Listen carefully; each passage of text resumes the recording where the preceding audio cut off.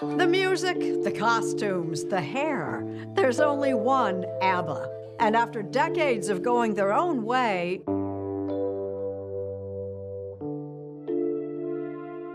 Benny Andersson has been a name tied to music for over half a century. For millions around the world, he will always be remembered as one of the brilliant minds behind ABBA, a band whose songs continue to echo across generations.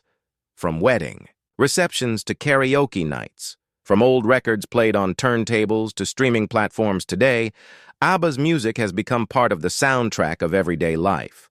But behind the glittering costumes, infectious melodies, and global fame, Benny's life has been full of challenges and heartbreaks that the public rarely knew about. The breakup of ABBA left scars that took years to heal. Along the way, he faced family struggles, moments of self-doubt, and personal battles he preferred to keep private. For decades, Benny allowed his music to do the talking, letting fans hear his soul through melodies rather than words. Yet now, at 78, he has begun to reflect openly on his past, on the love and losses that shaped him, and on the truth about ABBA today. To truly understand his journey, we have to go back to the very beginning, to his childhood in Stockholm, where a boy with an accordion began dreaming of something bigger than anyone around him could have imagined. Benny Andersson was born on December 16, 1946, in Vasastan, a district of Stockholm, Sweden. His father, Gosta, worked as a civil engineer, providing a steady hand for the family, while his mother, Layla, looked after him and his younger sister, Eva-Lise, who was born in 1948. Life in post-war Sweden wasn't glamorous, but it was stable, enough for Benny to enjoy a childhood filled with love and tradition. What set the Andersson household apart was its music. Both Benny's father and his grandfather Ephraim played the accordion, often filling family gatherings with the sounds of folk songs and traditional Swedish tunes. For young Benny, these moments weren't just background noise, they were magic. At just 6 years old, his family gifted him his very own accordion. It wasn't just a toy, it was the spark of a lifelong passion. Through that simple instrument, Benny was introduced to the rich traditions of Swedish folk and the sentimental, catchy style of Schlager music that dominated radio waves.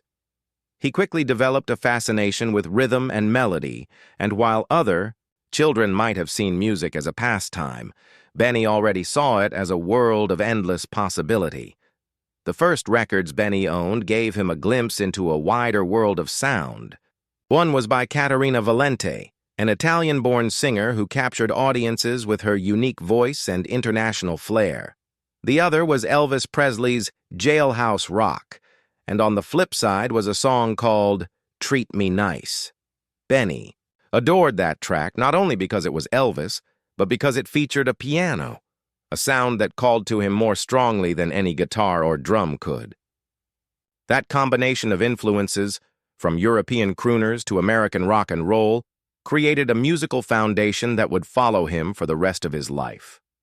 By the age of 10, Benny finally had a piano of his own, and with no formal training, he taught himself to play. He would sit for hours, experimenting with notes and chords, letting his ear guide him. Musicians like Brian Jones of the Rolling Stones inspired him, but Benny never tried to copy anyone outright.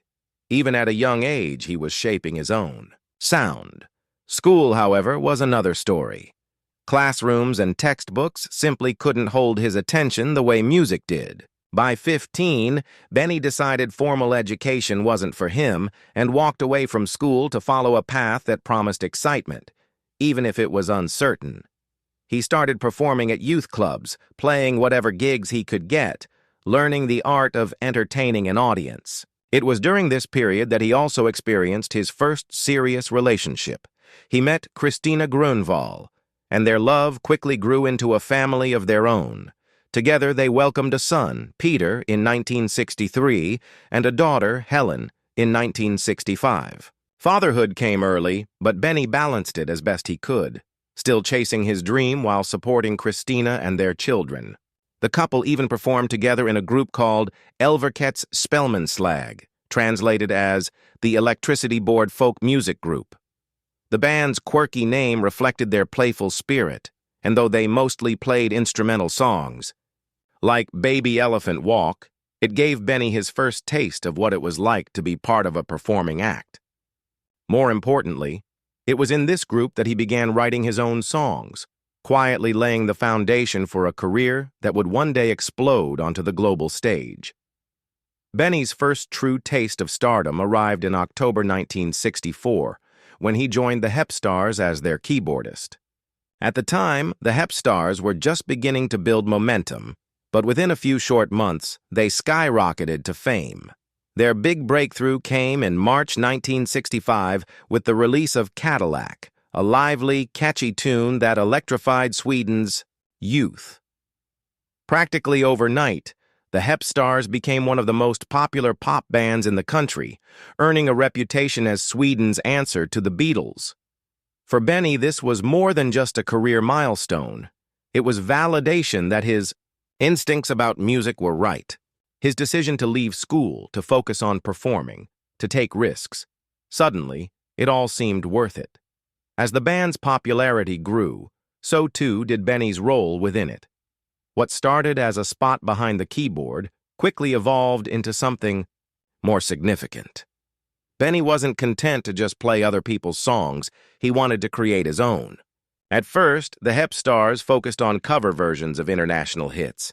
But it was Benny's songwriting that gave them a true identity. He penned tracks like No Response, Sunny Girl, Wedding, Consolation, It's Nice, To Be Back, and She Will Love You. Each song carried Benny's growing gift for melody. Hooks that were simple yet unforgettable, layered with emotions that listeners could instantly connect to. These songs didn't just climb charts. They solidified the Hep Stars as the leading pop act in Sweden. With fame came a new kind of pressure. Benny, once just a boy with an accordion, was now a teen idol. His face appeared in magazines, fans screamed for him at concerts, and his music played on every radio in the country. While that level of adoration might have been overwhelming for some, Benny handled it with quiet determination. He was never one to seek the spotlight for his own ego. What drove him was the music itself. Even in moments when the band was basking in celebrity attention, Benny's focus was always on creating the next song, the next sound that might capture people's hearts. It was during this whirlwind of Hep Stars fame that fate introduced Benny to someone who would become his most important musical partner, Björn Ulvaeus. They first met in June 1966, and almost instantly a spark was lit. Benny and Björn discovered they shared a deep love of storytelling through song, and their creative chemistry was undeniable. Their very first collaboration, Isn't It Easy to Say, hinted at the powerful songwriting duo they would become. Benny's flair for melody and Björn's strength with lyrics blended seamlessly, giving their music both heart and substance. As Benny's collaboration with Björn deepened, he continued working with other artists as well, including Lasse Berghagen. Together, Benny and Lasse entered Sweden's Melodifestivalen in 1969 with the song Hedge Clown.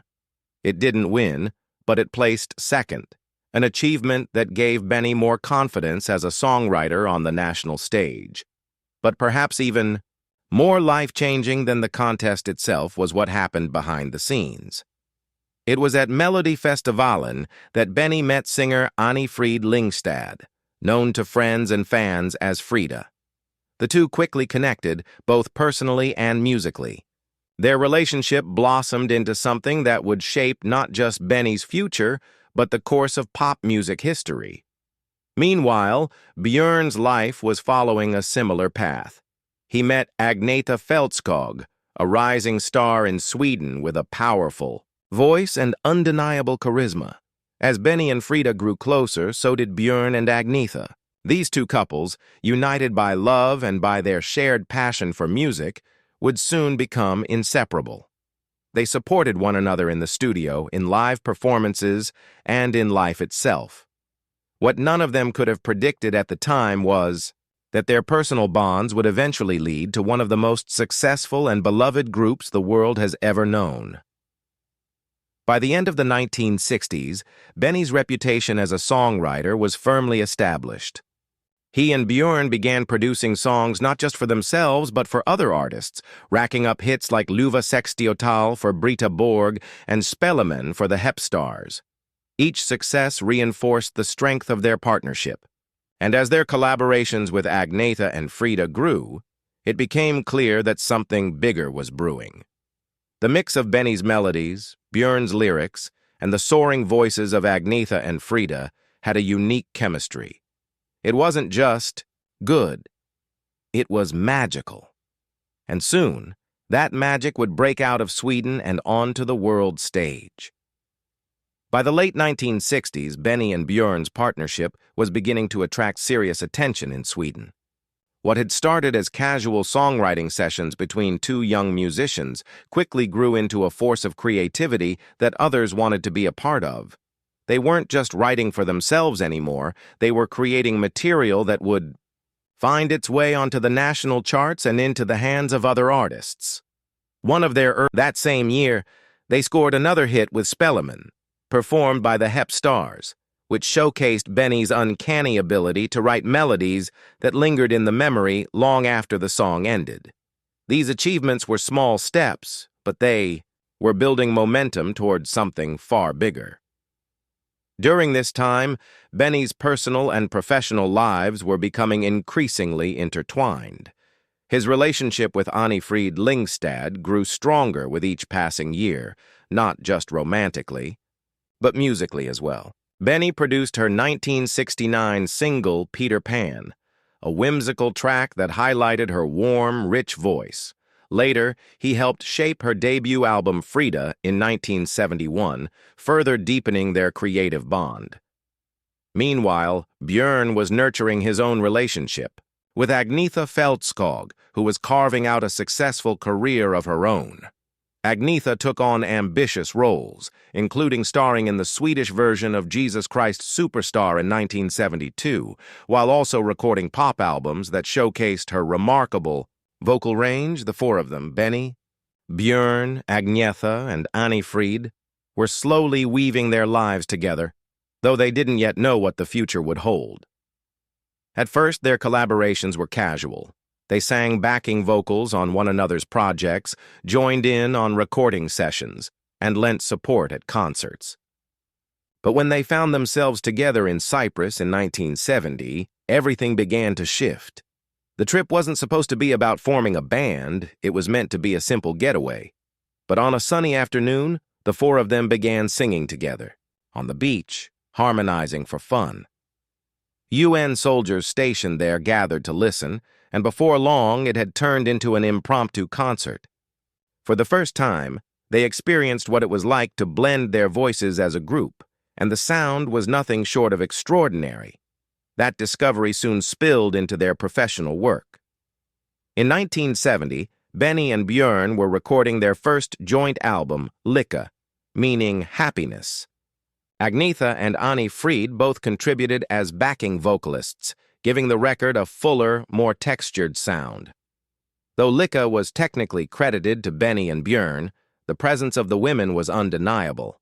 Their harmonies added a new dimension that elevated the songs beyond what the duo could have achieved on their own. It was becoming clear that when the four of them worked together, the results were special. Encouraged by this chemistry, the foursome decided to try something more formal. They created a stage act called festfolk, a Swedish word that could be translated as party people, but also carried a second meaning, engaged couples. The double meaning was fitting, as both couples were deeply committed, both to each other and to the music. On November 1st, 1970, they made their debut in Gothenburg with a variety-style show. It was lighthearted, playful, and fun, but the critics weren't impressed. Reviews were lukewarm at best, with some even dismissing the group's act as forgettable. For many artists, such a reception might have been discouraging, but Benny and his friends didn't give up. Even in the midst of critical doubt, there was a glimmer of success. One particular song from their show, Hedge Gamle Man, Hello Old Man, resonated with audiences far more than the rest. Released as a single under the name Björn and Benny, it became an unexpected hit, reaching number 5 on the sales charts and spending an astonishing 15 weeks at number 1 on Svensktoppen, the Swedish national radio chart. This small triumph proved that they were on the right path, even if the critics didn't see it yet. It was also a turning point for Benny, who realized that perseverance and experimentation could eventually lead to breakthroughs. Over the next year, the group continued to build on that success. They recorded more singles, including Det kan ingen doktor hjälpa, No Doctor Can Help, and Tänk om jorden vore ung, Imagine If Earth Was Young, with Agnetha and Annie Fried's voices playing increasingly prominent roles. These tracks showed that the women were no longer just background singers, they were becoming the heart of the sound. During the summer of 1971, Agnetha and Björn, who had recently married, began performing regularly with Benny at Swedish folk parks. Their tours attracted enthusiastic crowds and gave the four even more practice performing together as a unit. It was around this time that Stig Andersson, the head of Polar Music, entered the picture in a big way. Stig was a sharp businessman with a keen ear for hits, and he believed strongly in Benny and Björn's potential. More than anyone else, he recognized that the combination of the two men's songwriting talents with the powerful voices of Agnetha and Annie Fried could lead to international success. With his encouragement, they continued writing, experimenting, and refining their style. Though they faced a few near misses, such as placing third at the 1972 Melodifestivalen with Säg det med en sång, Say It With a Song, Stig urged them to keep going. His confidence in them never wavered, and his guidance would soon prove invaluable. Then came an unexpected surprise that hinted at the group's international potential. In 1972, their song She's My Kind of Girl, originally recorded for a Swedish film, found its way to Japan. To their astonishment, it climbed into the Japanese top 10, marking the group's first taste of overseas success. Though the song wasn't originally intended to be a global hit, it gave them a glimpse of what might be possible if they kept pushing forward. For Benny, it was an exciting validation that his music could resonate with audiences far beyond Sweden's borders. The real spark, however, came with the release of People Need Love in June 1972.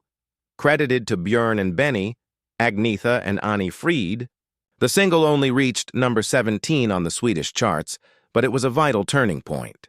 For the first time, all four members were officially acknowledged together, and the song's message of warmth and unity captured the essence of what their music was becoming.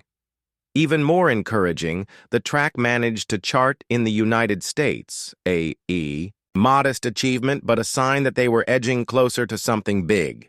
It was the first time the world began to hear the unique blend of voices and melodies that would soon define ABBA. By the early 1970s, Benny, Björn, Agnetha, and Annie Fried were at a crossroads. They had experienced small successes together, both as individual artists and as a collective, but they hadn't yet found that single defining breakthrough. In Sweden, they were well known and respected, but international fame still seemed like a distant dream. That began to change in 1973 with a song that would not only push them closer to recognition, but also lay the groundwork for their identity as a group. The song was Ring Ring. Ring Ring started as an experiment. Benny and Björn had always admired the polished, catchy sounds coming out of America, particularly the productions of Phil Spector and the writing genius of Lieber and Stoller. With the help of their manager, Stig Andersson, they set their sights on crafting a song that could compete on an international level. Stig suggested bringing in Neil Sedaka, the American hitmaker, and his writing partner, Phil Cody, to collaborate on the English lyrics. This was a bold move for a Swedish group, but Benny and Björn understood that if they wanted to break into the global market, they needed songs that could resonate beyond Scandinavia. When Ring Ring was released in March 1973, it exploded onto the Swedish charts, shooting straight to #1. It became the biggest hit of the year in Sweden, selling over 100,000 copies, a staggering number for the time. It also charted in several other European countries, including Belgium, the Netherlands, and it was a perfect symmetry. Two men with the gift of crafting unforgettable melodies, and two women with the ability to bring those melodies to life with a rare emotional depth. The following year, they set their sights once again on Eurovision, determined not to let the disappointment of Ring Ring hold them back. This time, they wrote Waterloo. Benny, with his gift for melody, pushed the song in a bold, theatrical direction. Björn crafted the structure, while Agnetha and Anni-Frid gave it power and charm with their vocals. Stig, as always, polished the lyrics and presentation. Together, they created something that was not only catchy but also groundbreaking. Waterloo wasn't just another pop song, it was a declaration, a statement of intent. But even before Eurovision, Benny could sense that Waterloo was special. The song had an energy unlike anything they had produced before. It was flamboyant, fun, and unapologetically different, with a touch of glam rock flair that aligned perfectly with the musical trends sweeping Europe at the time. When they performed it in Melodifestivalen 1974, the response was electric. They won Sweden's ticket to Eurovision, and suddenly, the four young Swedes were preparing to take on the world. In April 1974, they arrived in Brighton, England, for the Eurovision Song Contest.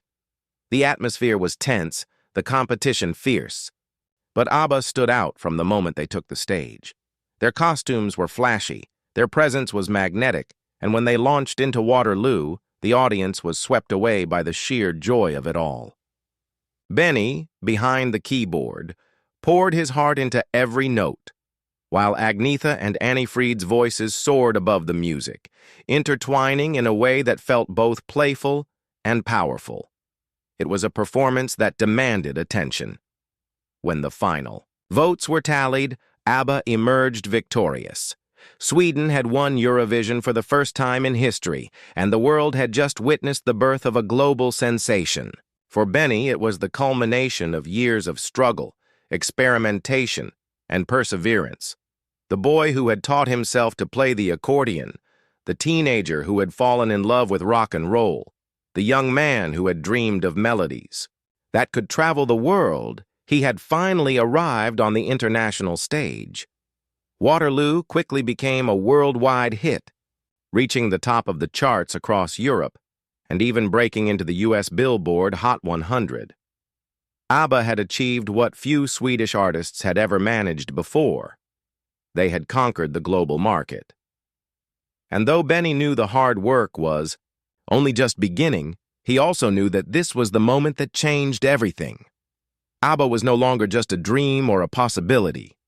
It was a reality,